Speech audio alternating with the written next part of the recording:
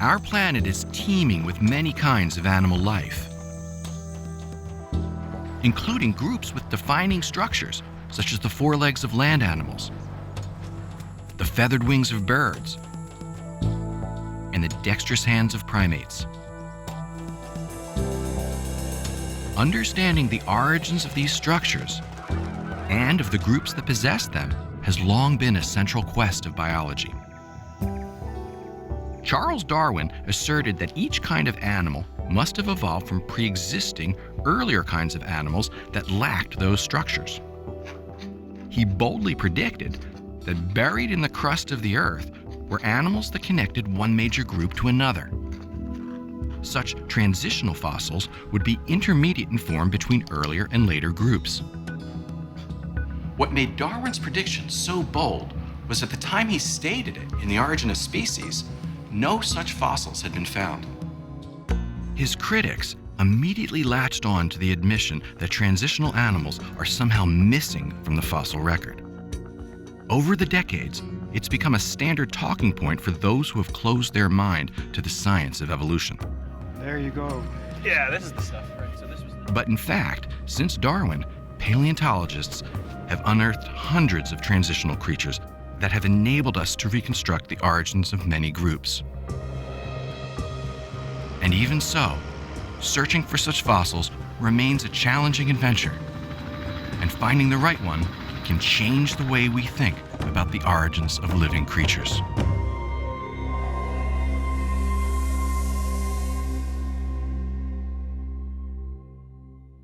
For me, paleontology has always been about filling the gaps in the story of life. And for a long time, one of the biggest ones was understanding the origin of animal limbs, with fingers and toes. Paired limbs are a feature of many animals, but there's little at first glance that suggests the limbs of different species are related. On frogs, they're springy. On elephants, not so much.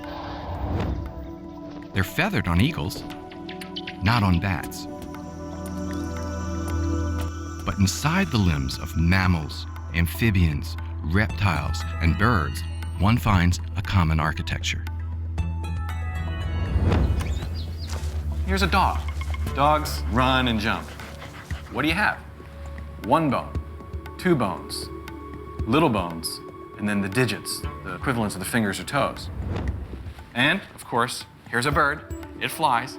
Its limb has been modified into a wing, and it has one bone, two bones, lots of bones, and then digits.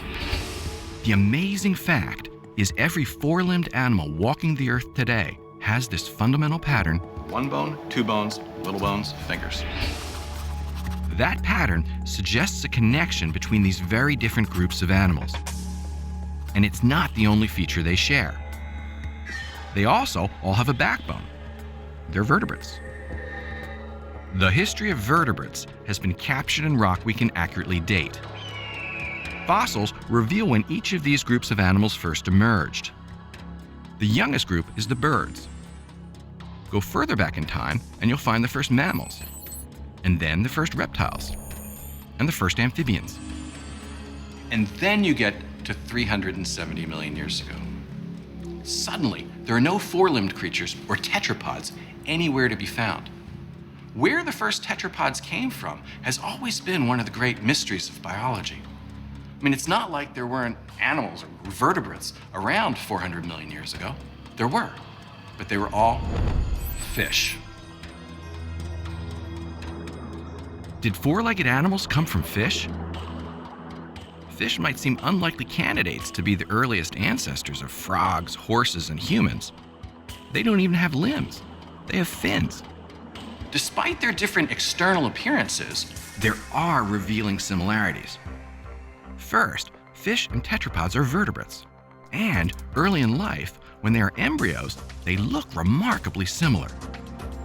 Finally, DNA analysis shows that fish are tetrapods' closest relatives. All of this suggests four-legged animals did indeed come from fish. But how did a fish with fins give rise to tetrapods with four legs? As a young scientist, I wanted to find fossils that could help answer that question. I knew it wasn't going to be easy. The world's a big place. The Earth is a giant planet, and fossils are very small. So how do you find those things? Well, there's a checklist we run through. We look for places in the world that have rocks of the right age. You know, if you're interested in the origin of dinosaurs, there's one age of rock to look at. If you're interested in the origin of land-living creatures, there's another age of rocks. Then you look for places in the world that have rocks of the right type, the kinds of rocks that are likely to hold fossils. A lot of things have to come together for an animal to be fossilized. For starters, it has to be in the right kind of setting where sediments form. And soon after it dies, it has to be buried, before its remains are ravaged by decay, weather, or scavengers. The dirt and mud burying it has to harden sufficiently to protect what's left for thousands, or more likely millions of years. After which, something, say erosion, has to bring the embedded remains to the surface. And then, someone who cares about such things, like me or my longtime colleague Ted Deschler, has to wander by and find it. The fossils I wanted to find would have been alive in the Devonian era, between 365 and 385 million years ago. Look at how But where could we find the right kinds of rocks from that era? But you can still see, these ledges. I remember sitting in the office, and we were doing this sort of usual banter one day about something geological. We had a college textbook, and just thumbing through the diagrams in the book, and boom, there was this figure that changed our lives. I remember seeing that and saying to myself, holy cow, this is what we're looking for. It was a map of North America, which highlighted 3 areas of Devonian rock of just the right type to hold fossil fish moving onto land. 2 of those areas had already been worked on, so we focused on the 3rd, the Canadian Arctic. My heart was racing when I saw that, because I'm sure yours was too. I mean, no paleontologist had worked on that, expressly looking for early tetrapods. Then you dug out the aerial photos, and that's when I got kind of terrified. I remember seeing this for the first time, thinking, you gotta be kidding me. You know, look at all this snow. How do you work there?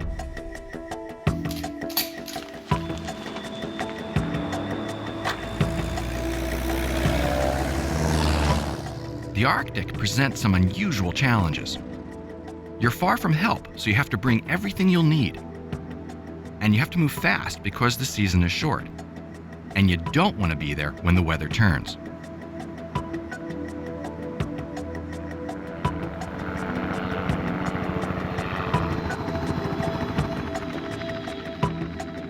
So when the helicopter drops you off the Arctic for the first time, you're standing here saying, what am I doing here?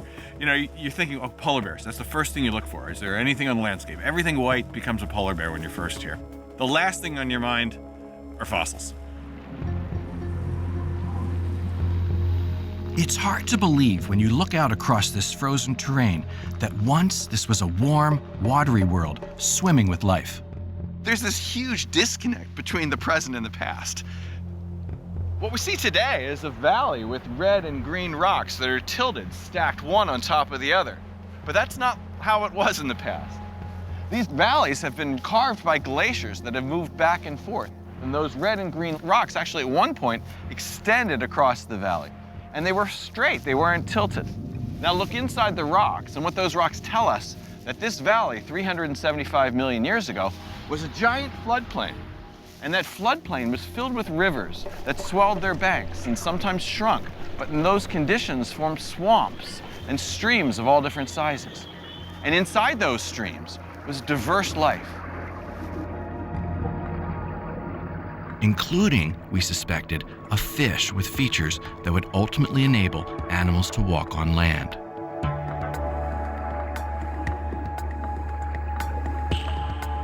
But even if it had been there, could we find evidence of it buried on one of the nameless hillsides that had built up and eroded over the past 375 million years? So how do you find fossils? I pick up a lot of stuff, right? Sometimes it's just a piece of rock. Sometimes it's bird poop. Sometimes it's a leaf. But occasionally, you know, it's a jaw with teeth in it. So what you begin to learn is to tell the difference between white, which is not bone, and white, which is bone, teeth, or scale. Once you have that in your mind, then you start to apply that search image to other rocks. Here's another scale here that stands out like a sore thumb. And then we go, if you look around, right here. Okay, so this is the underside of a skull. So you never know where you're gonna hit it around here. You know, that's why we keep on looking.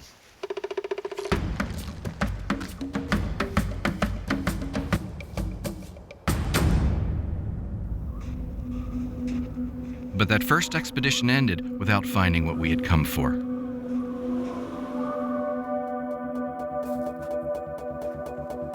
And as our second trip drew to a close, we were still searching. Then, a bit before our scheduled departure, we had a real scare. The team had separated. And the idea is everybody needs to return back to camp by radio call. Hey, you guys see Jason? No, I see Jason. You see Jason? I asked you that question. You didn't see Jason? No, all of a sudden it became, where's Jason? This is our youngest member. We were looking out for him the entire season, and no Jason. I mean, my heart was really beginning to race. I hear footsteps outside the tent. There's Jason. His eyes are like globes, and he's like, I found it. I mean, every pocket was burgeoning with bones, because I got these bones. He's laying them out on the table, one after another. It's daylight 24 hours a day, so we ran down to Jason's site. As soon as we came to this bluff here and looked down, we saw why Jason was so excited. Because beneath our feet were fossil fish bones, fragments of fossil fish, many of them, thousands of them. It wasn't just one fish, it was a whole aquarium. It was different species. It got better, because as we walked up the hill and we followed that carpet of fossil fragments, it stopped, meaning it likely came from one layer. And if we had any luck at all, we'd find that layer and see what's inside. Hard as we tried, we couldn't discover what was buried in Jason's hill before we had to leave. But we kept coming back to it in following years, to dig, chip, and search. The second week of July in 2004, we're all working in series in this hole, you know, where my head is right next to Farish's feet. And Farish's feet is next to Steve Gates. We're digging together, and Steve says, hey guys, what's this? Ted and I go running over to see what Steve was referring to, and what we saw was this V here. It was covered with rock.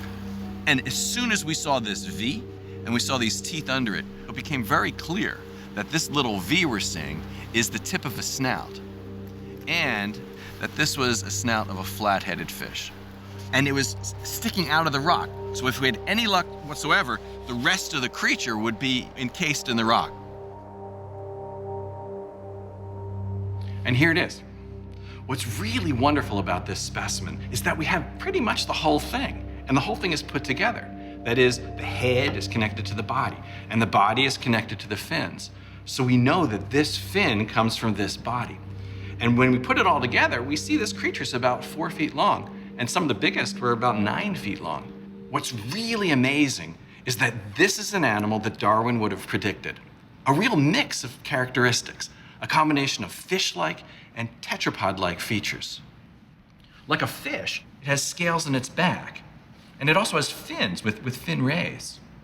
But like a tetrapod, it has a flat head with eyes on top. And when we look inside the body, what we see are these huge interlocking ribs that suggested that it had lungs.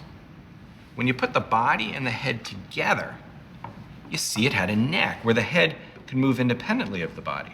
What that means is this animal could use the neck to peer outside the water, find prey, and avoid predators. So we have many bones of these animals, including this one, which is a hip bone of these creatures. And what it reveals is that the hind fins were already evolving into legs while these animals were living in water. I get really excited when I see the front fins of Tiktaalik. Here's one from one of the larger specimens. And what you see is the shoulder, but also some of the fin bones inside. What you see is a version of the one bone, two bone pattern that's inside our own arms. You have one bone, two bones. You even have a version of a wrist. And once those fins were strong enough to lift its body out of the water, a whole new frontier opened. Over millions of years, the two pairs of fins in fish like Tiktaalik would lead to the 2 pairs of limbs in every tetrapod. So what does this all mean? What it means is that our arms and legs are derived from the paired fins of our fishy ancestors. So how fast did this transition happen? Well, we know that Tiktaalik didn't exist in a vacuum. There are other creatures, other transitional fossils that are more fish-like and others that are more tetrapod-like. And these creatures existed for over 15 million years. So what this means is that this great transition from fish to tetrapod didn't happen in a single step, but happened gradually over time. The discovery of Tiktaalik made headlines because it is one of the earliest in a series of fossils that illuminate the transition from water to land. And that's just one key transition that fossils have shed light on. One of the very first was the evolution of birds from feathered dinosaurs. That's now one of the best documented transitions in the story of life. Oh, this is a skull. What it and other well-studied examples tell us is that what at first seemed to be huge leaps are almost always products of a series of smaller evolutionary steps. That's true for when our fish ancestors first came to land, when dinosaurs took to the air, and when we first stood upright.